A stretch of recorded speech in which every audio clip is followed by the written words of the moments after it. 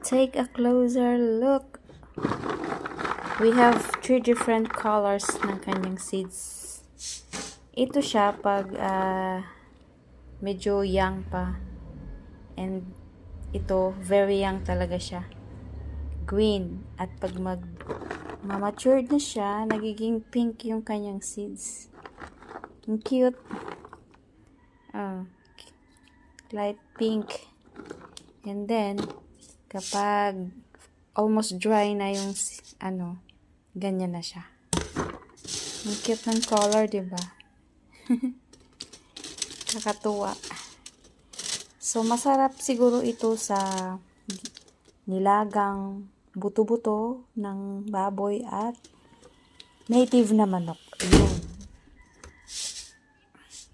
Sa mga nag-mine ay paki-wait na lang po. Mabibigyan po kayo. Mag-harvest ako uli. Mapupuno ko siguro itong Kasi ang dami pa niyang bunga talaga. Tapos hindi ko naman alam paano iluto.